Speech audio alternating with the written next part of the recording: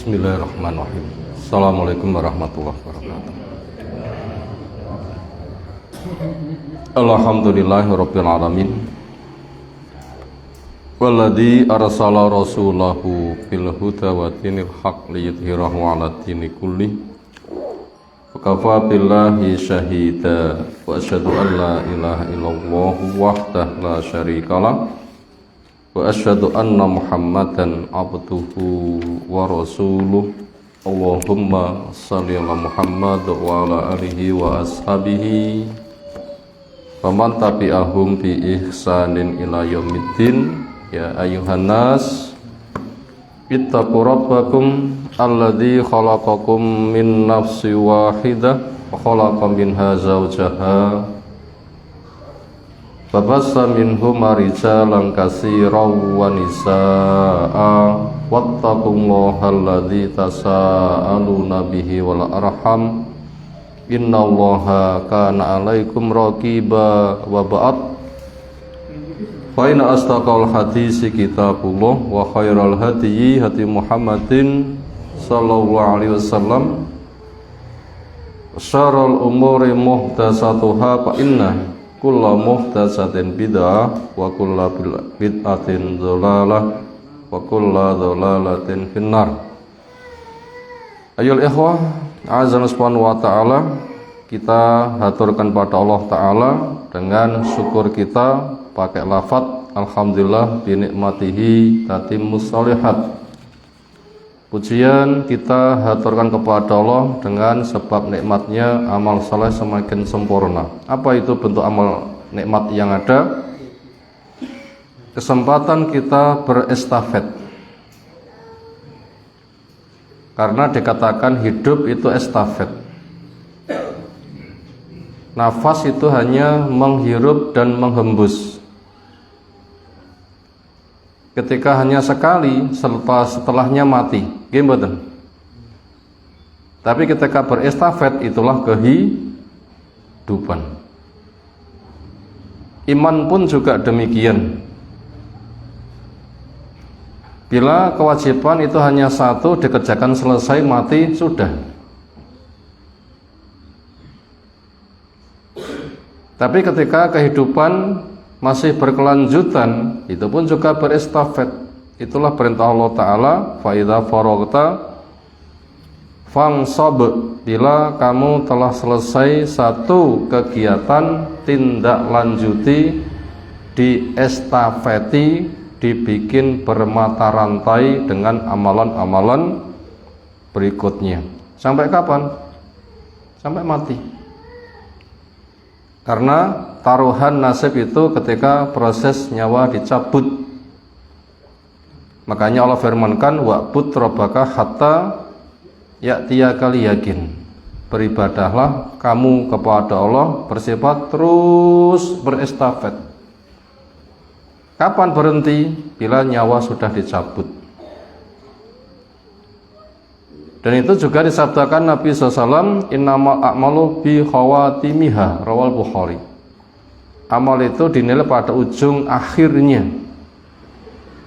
Makanya fungsi estafet yang ada adalah untuk naik tingkat. Setelah playgroup, naik ke nul kecil, nul besar. TKA, TKB, kelas 1, kelas 2, terus tamat jenjang berikutnya. Sehingga nanti pada puncak kematangan. Sehingga ketika mati itu pas puncak kebaikan. Inilah rahasia kita diberikan kehidupan. Makanya kita minta pada Allah Ta'ala, waj'al hayata ziyadatan lana fi kulli khairin. Ya Allah, jadikan kehidupan ini untuk nambahi kebaikan yang ada. Nah, semoga saja dengan modal Ramadan yang telah kita jalani dengan sepaket kegiatan yang ada, kita bisa menindaklanjuti dengan puasa 6 hari di bulan Syawal dan yang lain-lain. Dan alhamdulillah malam hari ini majelis taklim bisa kita gelar setelah kegiatan dialihkan. Yang jelas kita selalu berestafet, tidak ada waktu nganggur, nggak ada waktu libur. Yang ada adalah waktu kegiatan dari satu fase ke fase yang lain, kita baru dikatakan libur apabila oleh malaikat dikatakan 6 solihan silahkan tidur yang pulas. Kapan itu? Ya dipendem. Wong padha mulih ditanya bisa menjawab, malaikatnya paring dawuh napa? 6 solihan tidurlah yang pulas, itulah istirahat. Semoga kita nanti betul-betul bisa istirahat. Berikutnya pengokoh keimanan kita sebagai mukmin insyaallah dengan kita bacakan ayat dari surah At-Taubah, satu ayat kita kaji malam hari ini 123 di tafsir Jalalain bagian depan di halaman 170 pada baris yang ketiga dari atas. A'udzu billahi minasy syaithanir rajim. Ya ayyuhalladzina amanu qatilul ladzina yalunakum minal kuffar waliyajidu fikum ghildah wa'lamu annallaha ma'al muttaqin. Allah memanggil ya ayyuhalladzina amanu, wahai orang-orang yang beriman, percaya dengan yakin tanpa keraguan, blas, ragunya blas nggak ada. Yang dipercayai tentang kedudukan Allah yang nanti siap melaksanakan apa yang jadi kewajibannya. Apa kedudukan Allah? Dengan 3 jenis tauhid. Apa itu? Rububiyah, asma wa sifat, dan uluhiyah. Bahwa pencipta, pengatur, pengurus, pemilik alam raya itu hanya Allah saja. Selebihnya makhluk. Termasuk Nyi Roro Kidul, bukan penguasai pantai selatan, tapi cerita. Kenapa Nyi Roro Kidul?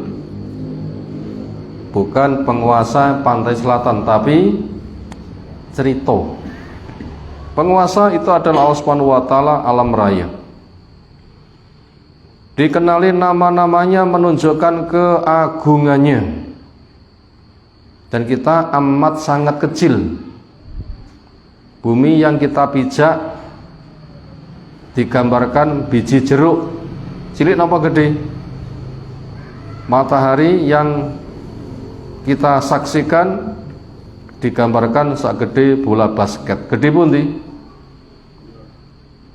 Gede matahari. Bumi bagaikan biji jeruk. Kita bagaikan apa lek ngono?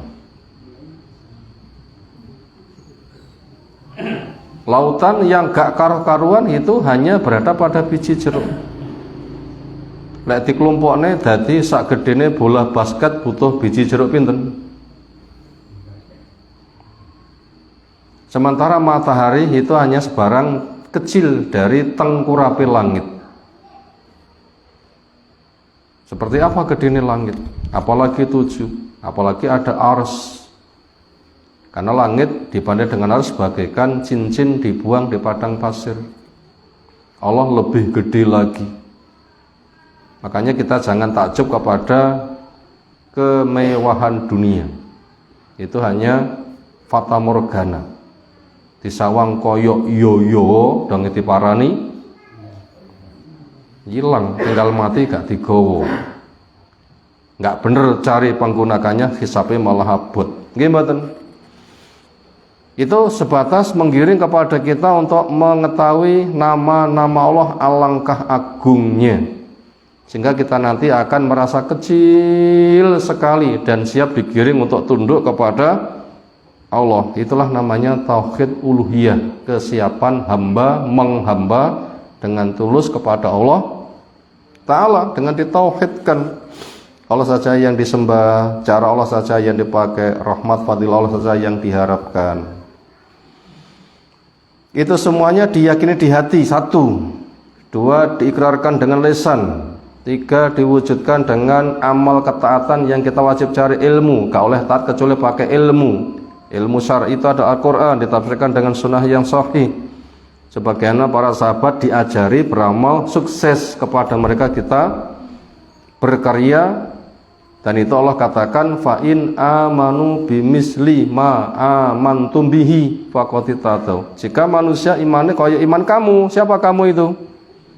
Para sahabat.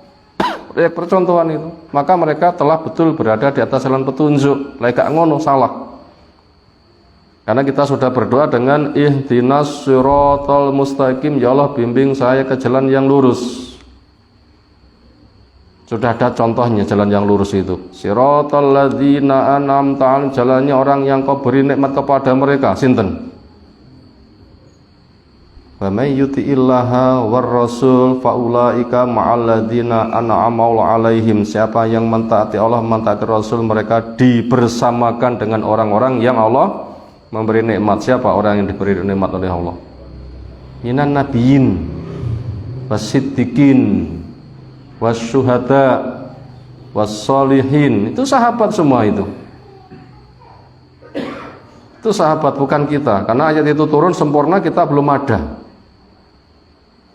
Bukan organisasi ABI, bukan Indonesia, tapi sahabat.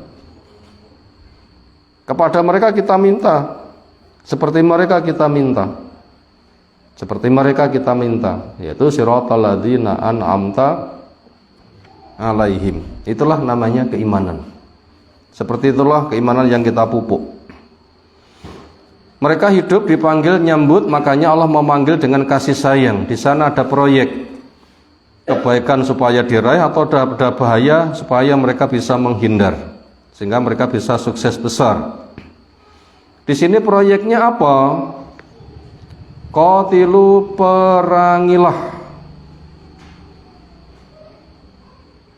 alladzina, pada orang-orang yang yalunakum, mereka ada di sekitar kamu, minal kufari, dari orang yang menutup diri. Kafir itu tutup, menutup mata, menutup telinga, menutup hati, sehingga tidak dimasuki Quran bersama paket sempurnanya, sehingga yang mereka gunakan hanya akal-akalannya, mengikuti nafsu, ditunggangi setan. Itulah Allah jelaskan orang yang menyembah hawa nafsu dengan firman-Nya, afara'aita manittakhadha ilahahu hawahu. Apa kamu enggak melihat orang yang menjadikan Tuhannya dalam bentuk nopo? Hawa nafsunya.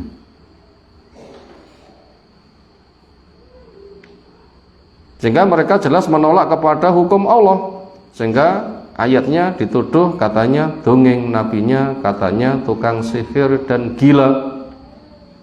Para pengikutnya adalah arodiluna badiya ro'yi, orang hina dan akalnya dangkal, sehingga mereka butuh untuk disingkirkan. Maka orang yang punya kiprah kayak begitu itu profil wong kafir. Perangilah mereka. Al-aqrabi fal-aqrabi, dengan tahapan sing luwih cedhek dhisik berikut dan berikutnya.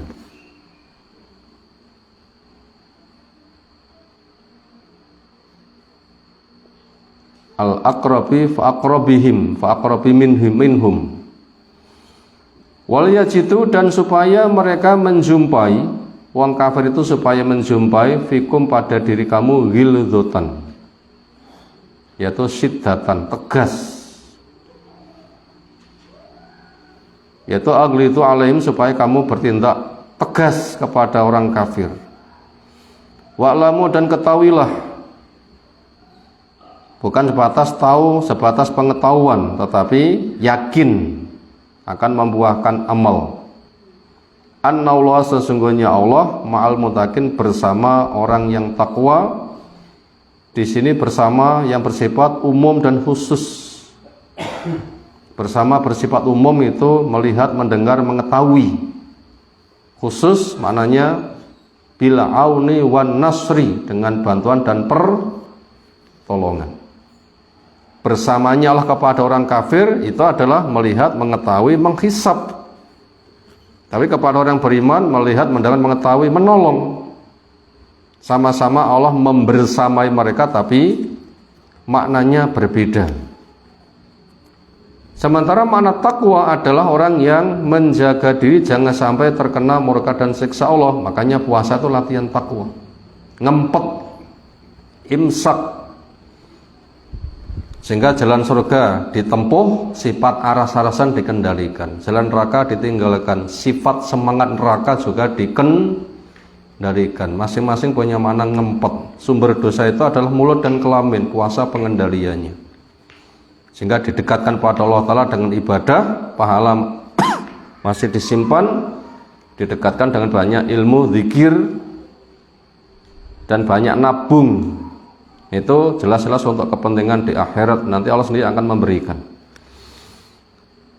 Setelah terbaca beberapa tafsir apa yang ada pada ayat, kurang lebih begitu, yang terjemah globalnya ya ayyuhalladzina amanu dan seterusnya, wahai orang-orang yang beriman, perangilah orang-orang yang ada di sekitar kamu dari orang kafir, supaya orang kafir menjumpai pada diri kalian sikap tegas, ulet, teguh, militan, nyawang saja grogi. Dan ketahuilah sesungguhnya Allah membersamai orang-orang yang bertakwa. Apa saja pelajaran yang bisa kita ambil dari ayat di atas? Mau dicatat monggo. 1. Kehidupan itu berpasangan. Semisal siang malam, hak batil, hidup dan mati, itu namanya berpasangan. Etan kulon, lor kidul, ngesor dhuwur, panas dingin, laki perempuan, sehat sakit, kaya miskin.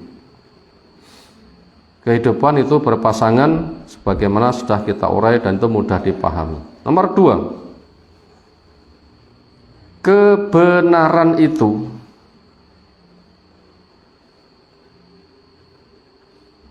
kehidupan bercahaya dan diperjuangkan. Kebenaran itu adalah kehidupan, bercahaya dan diperjuangkan. Mau tidak mau ya harus mau. Kebenaran itu kehidupan, bercahaya dan diperjuangkan. Sedangkan kebatilan itu adalah kematian, kegelapan dan disingkirkan. Sementara kebatilan itu adalah apa? Kebatilan itu kematian, kegelapan dan disingkirkan. Itulah arti perang. Itulah arti perang. Titik. Itu tadi pelajaran nomor 2.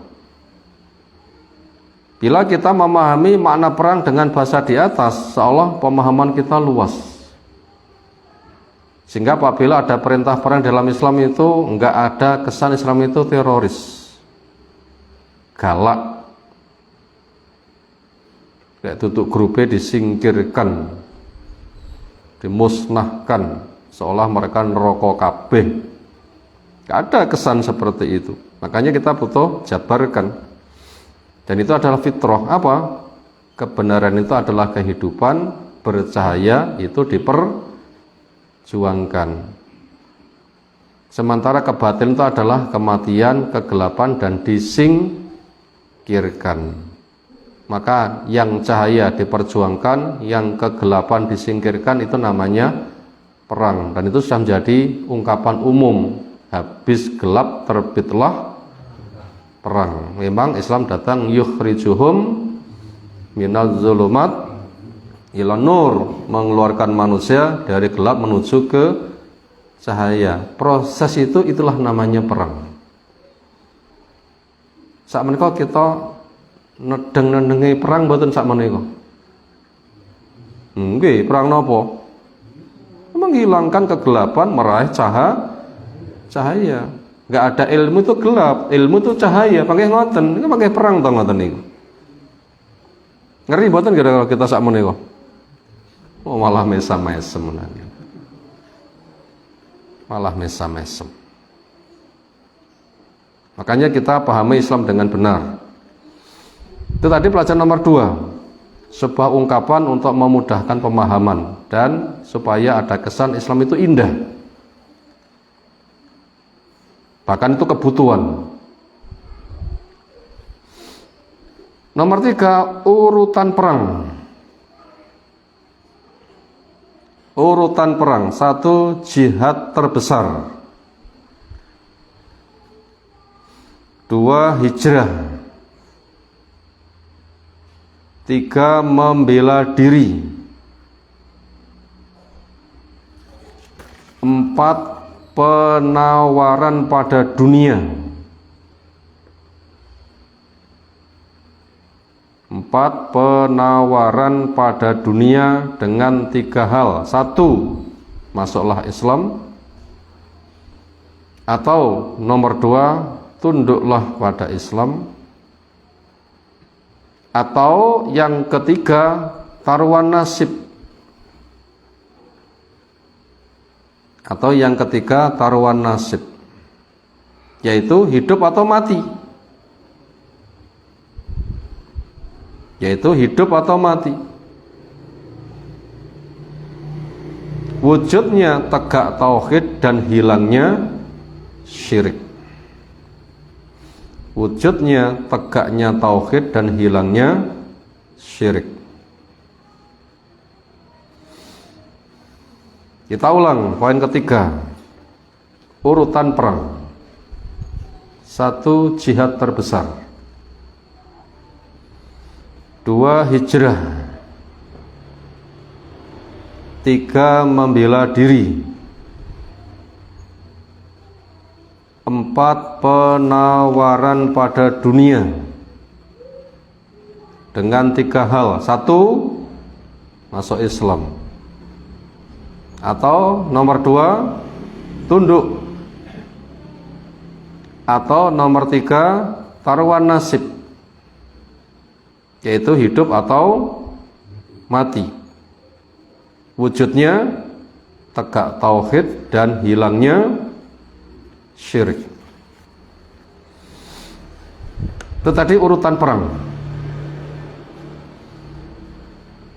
Sekarang kita urai dulu apa makna jihad terbesar. Belum ada senjata ke medan perang membunuh atau dibunuh. Ternyata kondisi kayak begitu Allah sudah perintahkan jihad dengan firman-Nya, wajahidhum bihi jihada kabira. Surah napa? Al-Furqan ayat berapa? 52. Jihadilah mereka dengan jihad yang besar. Itu di Mekah belum ada perang fisik. Kaum muslimin jumlah titik ditindas. Ternyata memikul di pundak mereka jihad yang paling gede. Masih ingat uraian makna jihad yang paling besar kemarin sudah nih berulang kali. Apa itu?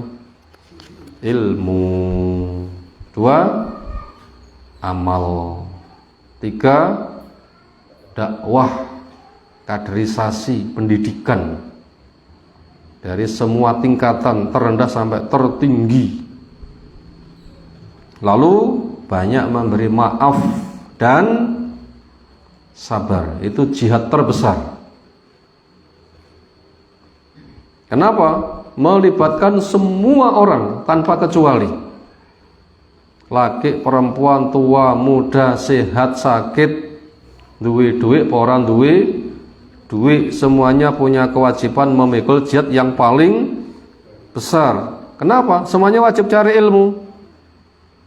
Semuanya wajib mengamalkan ilmu, semua wajib mendidik dengan cara masing-masing, dengan saham yang dimiliki. Wajib banyak memberikan maaf dan sabar. Ini kan untuk semuanya kan, jangan yang buatan terlibat. Ada yang nggak terlibat? Semuanya terlibat. Ini namanya jihad yang paling besar. Nabi kita di Mekah sudah dapat jihad yang paling besar ini. Itu tahapan pertama. Tahapan yang kedua, ketika mereka hendak dipunahkan dari jihad yang paling besar ini, kesibukannya cari ilmu, beramal, berdakwah, banyak memaafkan, sabar. Mau dimusnahkan. Nabi kita dikepung mau dibunuh kan? Para sahabat wis gak aman, akhirnya dimasukkan langkah kedua, hijrah. Jadi tahapan perang nomor 2 nopo? Hijrah. Pindahnya Nabi dari Mekah ke Madinah itu jihad nomor 2, urutan perang nomor 2. Untuk apa? Lari menjaga agama, menjaga hak ilmu, menjaga hak tauhid, menjaga hak beribadah. Golek nggen sing aman, supaya menyembah Allah dengan leluasa, kene sing ganggu. Hijrah. Itu fase kedua dari perang. Yang nomor 3, bentuknya membela diri. Wis minggat, jik diuyak, mau dimusnahkan. Cacing wae dipidek, molet mboten. Mosok manusa dipidek meneng wae. Perang batin itu membela diri. Mek 300 dikruyuk 1000, mereka itu membela diri. Mereka itu membela diri. Itu tahapan perang ketiga, membela diri. Ternyata janji Allah benar, orang yang dizalimi itu akan ditolong, hijrah itu nanti akan ditolong. Akhirnya bentuk pertolongannya ada wilayah Madinah tempat hijrah. Masyarakatnya berbondong-bondong masuk Islam, memberikan semuanya. Tanahnya diberikan, hartanya diberikan, senjatanya, keluarganya, sak nyowoni. Akhirnya mereka dijadikan pewaris. Kenapa? Itu janji Allah. Nabi Musa niku jaya, niku pancen tangguh perang napa jadi pewaris. Loh jadi pewaris. Fir'aun CS ditenggelamkan di lautan habis, kan tinggal mewarisi, ya kan? Nabi Nuh sama pewaris. Allah yang memusnahkan wong kafir dengan banjir besar. Permukaan bumi hanya orang beriman saja. Pewaris kan? Apa itu gara-gara pembantaian? Kaum muslimin membantai nggih? Boten. Pewaris itu. Nabi kita juga sama pewaris. Abu Jahal CS KO pada perang Badar. Nah, ketika sudah bumi diwariskan kepada kaum muslimin, akhirnya keliling dunia masuk pada perang yang keempat, penawaran kepada dunia. Menawarkan apa? 3 hal. Silahkan masuk Islam. Jelas nggih kebenaran Islam? Kurang nopo? Kurang jelas, dijelas nene. Bukti sudah nyata. Lek enggak gelem Islam, kamu nanti kan dapat nasib kaya nasibe umatnya Nabi Nuh, nasibe Fir'aun. Maka ditawarkan masuklah Islam. Itu perang yang keempat, menawarkan kepada dunia, masuklah Islam. Apabila tidak mau, tunduk sajalah. Aja neko-neko dengan kaum muslimin, tunduk saja. Apabila tunduk juga tidak mau, taruhan nasib, hidup atau mati. Karena yang ada di pundak kaum muslimin itu hanya pilihan, hidup mulia atau mati syahid. Itulah untuk menegakkan tauhid, menghilangkan kesyirikan.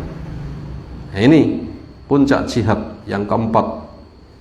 Ini penawaran kepada dunia. Itu tadi pelajaran yang ketiga. Seolah kronologi urut peristiwanya mudah untuk dipahami, sehingga kita tidak salah di dalam memahami makna perang.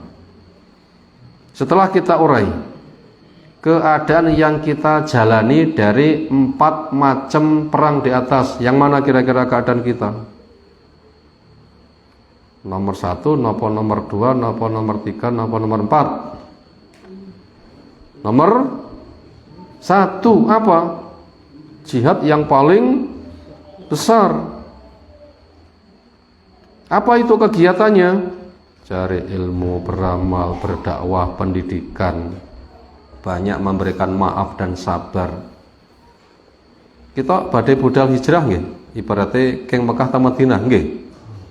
Nyapo? Nek kene renek sing nguwik-nguwik apa Abu Jahal wis ngepung awake dhewe badhe mateni ngoten nggih. Endi Abu Jahal ya ora enek. Wong kita badhe salat ya ora enek sing ngaruh-ngaruhi. Nggih. Ngaji nggih amane pol-polan. Mau minggat iki minggatnya apa? Minggatnya ndi? Nek kene sudah bebas beribadah sepuasnya. Ini yang sedang kita jalani. Makanya ini wajib kita kembangkan. Bila kita baik, nanti juga akan diberikan pemimpin yang baik. Bila kita baik, juga diberikan pemimpin yang baik. Kita nggak usah ke susu tekone pemimpin sing apik. Kita dulu dadi wong sing apik. Ungkal-ungkal rong iso njaluk ladinge landhep. Nggih. Ungkal-ungkal rong iso njaluk ladinge landhep. Rong manjing njaluk bayaran. Rong rabi njaluk duwe anak. Aneh mboten? Jangan terlalu tergesa-gesa meminta pemimpin sing apik walaupun kita mendambakan. Tapi dadi dhisik wong sing apik. Bila masyarakat belum siap menerima pemimpin yang baik, datangnya pemimpin yang baik itu malah dibunuh. Umar dibunuh, Utsman dibunuh, Ali dibunuh. Kenapa masyarakat gak siap terima orang baik? Nah, kita orang Indonesia sudah siap menerima orang baik belum? Dan seterusnya. Makanya jihad terbesar ini kita kembangkan. Itulah ilmu syar'i dengan pemahaman yang benar, akidah tauhid betul kokoh, ibadah sunnah betul. Kita bikin gebrakan merata, pendidikan menyeluruh sehingga generasi itu generasi Islam betul-betul generasi yang robbani. Ya begitu, sehingga ketika yang tua mati, generasi muda mengganti sudah warnanya lain. Warnanya lain. Itulah jihad yang paling besar yang kita harus menggeluti. Maka jangan terbuai dengan sibuk mencari dunia. Jor-joran karo tonggoni. Tonggone duwe apa dijori.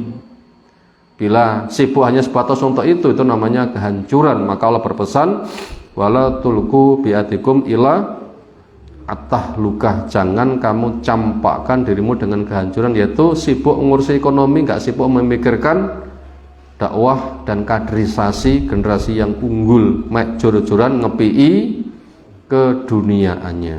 Itu nanti akan hancur kalau begitu. Makanya kita harus mensyukuri dengan jihad terbesar. Berikutnya pelajaran yang keempat, luasnya medan garapan. Luasnya medan garapan. Maka melangkah itu bertahap.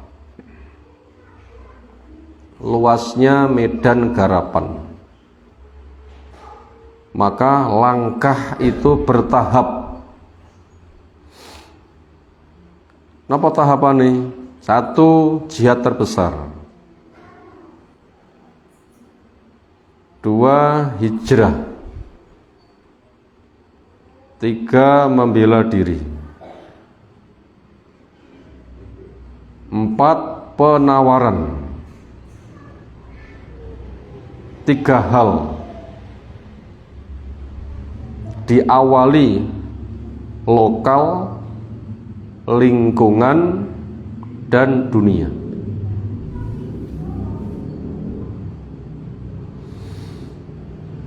Saya ulang pelajaran keempat, luasnya medan garapan.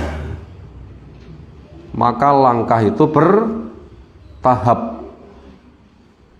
Apa tahapan pertama? Jihad terbesar. Apa tahapan kedua? Hijrah. Apa tahapan ketiga? Membela diri. Apa tahapan yang keempat? Penawaran 3 hal. 1, kepada lingkungan, kepada lokal atau kepada keluarga dulu. Yang kedua lingkungan, yang ketiga dunia. Sekarang kita lihat kenyataan kiprah Nabi SAW. Ketika jadi Nabi, jadi Rasul, punya tugas yukhrijum minadz-dzulumat ilan nur. Ini menunjukkan luasnya garapan. Apa yang perlu diperbuat? 1, jihad yang terbesar, ya dakwah tadi. Ilmu, amal, dakwah, banyak memaafkan dan sabar. Ternyata ketika mau dimusnahkan, ya hijrah. Sudah hijrah mau dibantai, ya membela diri. Ketika sudah dipenuhi oleh Allah Ta'ala janji hijrah akan diberikan jalan keluar, berikutnya ketika eksis memberikan penawaran kepada keluarga, lingkungan, dan dunia. Nah begitu. Makanya sampai peperangan yang dikerjakan Nabi SAW itu pertama kali yang menghadapi wong Quraisy. Itu menghadapi wong Quraisy dhisik dengan perang Badar. Kemudian perang Uhud berkembang. Kemudian orang Yahudi usil di Beresi. Puncaknya tahun 7 Hijriah, Yahudi terakhir di Khoybar, Beresi. Kan berkembang terus kan? Setelah itu tahun 8 Hijriah, orang Quraisy total nggak berkutik, sehingga Arab mutlak tauhid dengan Haramain Mekah Madinah. Kan berkembang terus kan? Berkembang terus. Setelah itu baru ekspansi ke luar negeri. Kemana? Ke Tabuk, ke Mu'tah, dan seterusnya. Pada masa Abu Bakar beresi wong-wong sing murtad untuk memperkokoh kaum muslimin. Nah begitu, memperkokoh kaum muslimin. Itu pada masa Abu Bakar. Pada masa Umar sampai ke Syam, Baitul Maqdis ditaklukkan. Pada masa Utsman lebih luas lagi, luar biasa. Kemudian pada masa Ali ini menyelesaikan kasus intern. Kemudian pada masa Hasan kompaknya kaum muslimin. Kemudian pada masa Muawiyah ekspansi lebih luas lagi, ketika kaum muslimin bisa dikompak kembali. Nah begitu. Itu kan urut-urutannya. Urutannya seperti itu. Nah, itu luas sekali. Luas sekali. Itu tadi bisa kita pahami pada poin yang keempat, yaitu luasnya medan garapan. Maka langkah itu bertahap, sejak jihad terbesar, lalu hijrah, lalu membela diri, lalu penawaran, sejak dari keluarga, lingkungan, dan dunia. Itu luas sekali. Itu sangat luas sekali. Berikutnya masuk pada pelajaran yang kelima. Mengingat galak dan kerasnya orang-orang kafir. Mengingat galak dan kerasnya orang-orang kafir. Sebagaimana bisa dilihat di surah Al-Maidah ke-82. Surah apa? Al-Maidah 82. Maka profil orang Islam di depan orang kafir harbi. Maka profil orang Islam di depan orang kafir harbi itu adalah asyiddah wa quwwatul ba's. Yaitu asyiddah wa quwwatul ba's. Kita ulang, mengingat galak dan kerasnya orang kafir. Dicek di Al-Maidah 82. Wong kafir itu galak dan keras. Maka pribadi orang Islam di depan orang kafir. Pribadi orang Islam di mana? Di depan orang kafir, bukan di depan sesama muslim, tapi di depan orang kafir, kafir harbi. Orang kafir yang sedang memerangi kepada kaum muslim, semisal Abu Jahal CS. Namanya di depan ya duel, kayak di medan perang Badar. Gimana itu profil orang Islam di depan orang kafir harbi? Yaitu asyiddah wa kuwatul ba'si. Asyiddah niku napa? Tegas, keras, ulet, militan. Dan kuwatul ba's, kekuatan tempur. Kekuatan tempur. Sehingga wong kafir nyawang tentara Islam iso grogi. Nah begitu. Makanya dari sini kita bisa melihat karakter tentara niku tegas napa kaya tukarane wong Solo. Terus pundi tukarane wong Solo?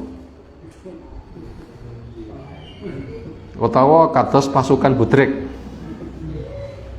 Terus pasukan Budrek. Pasukan Budrek maju jalan ngoten nggih.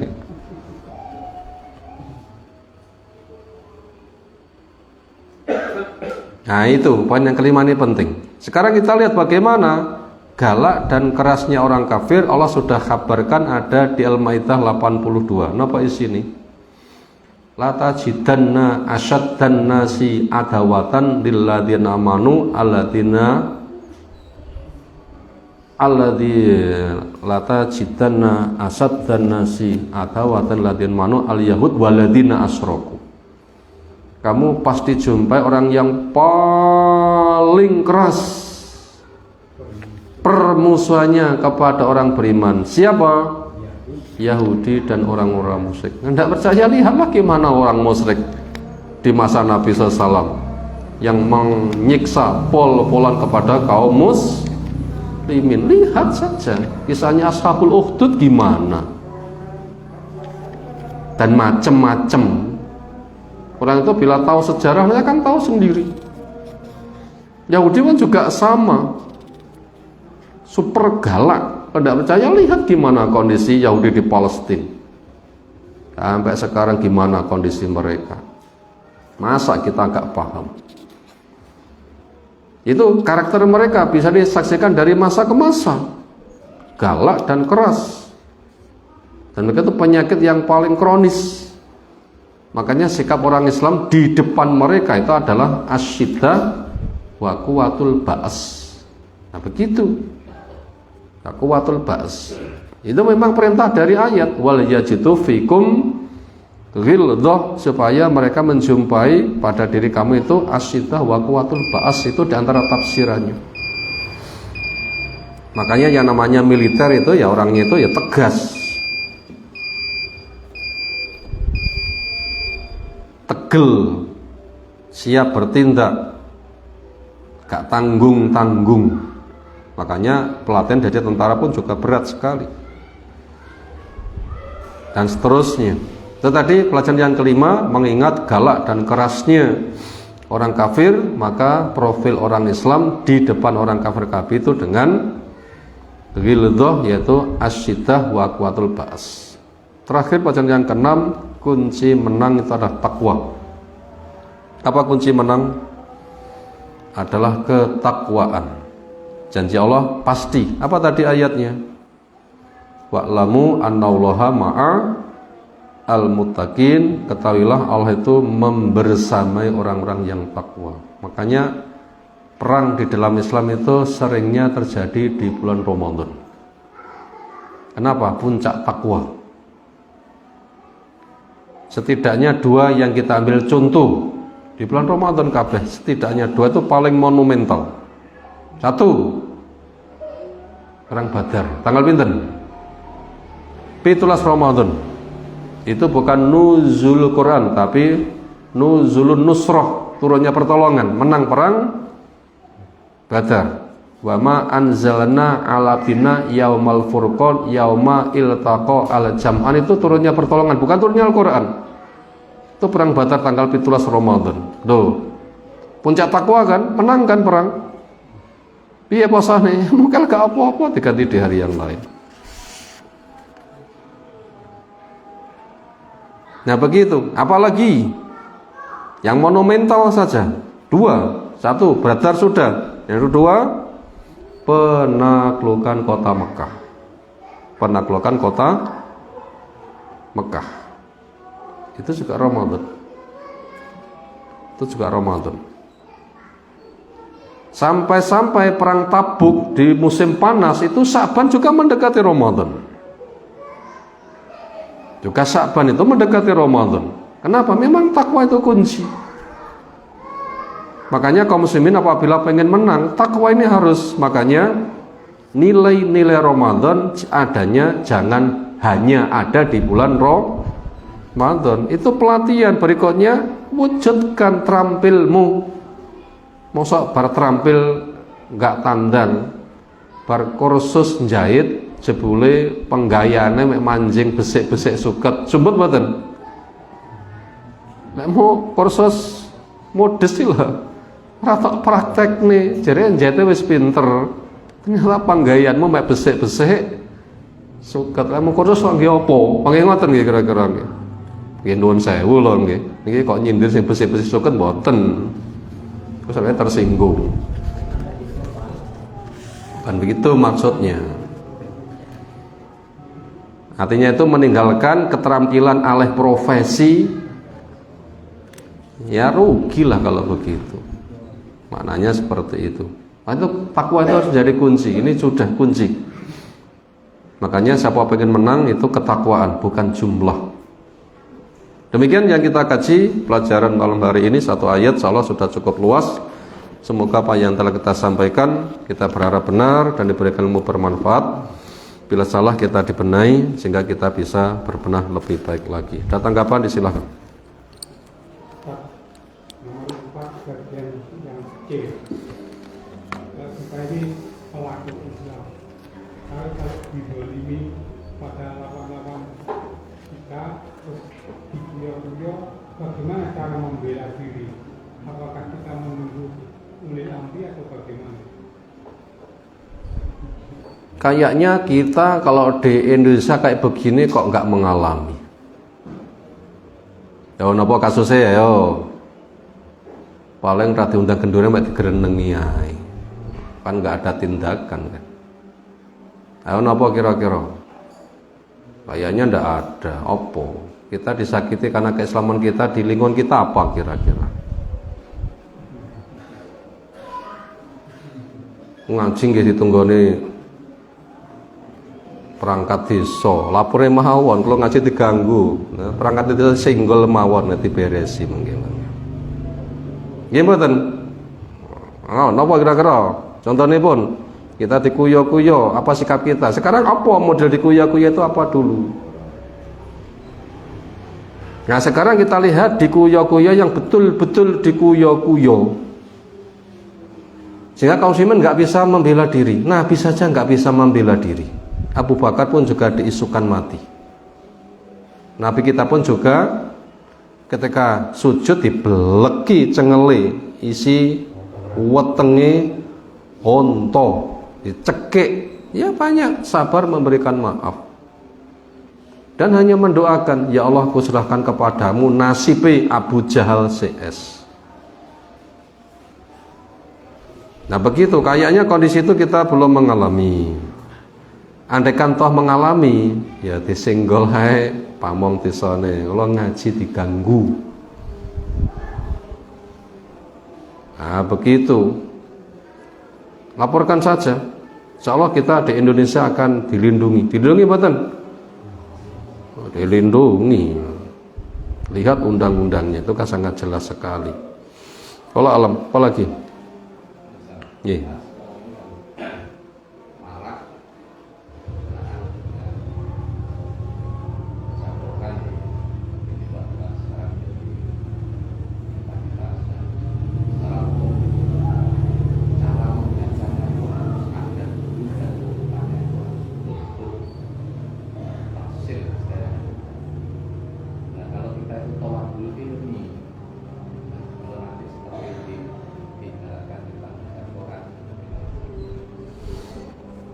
Sebenarnya istilahnya mutasil, bahasa orang sebelah itu mangkul. Sebenarnya kita tuh kan selalu mutasil kan.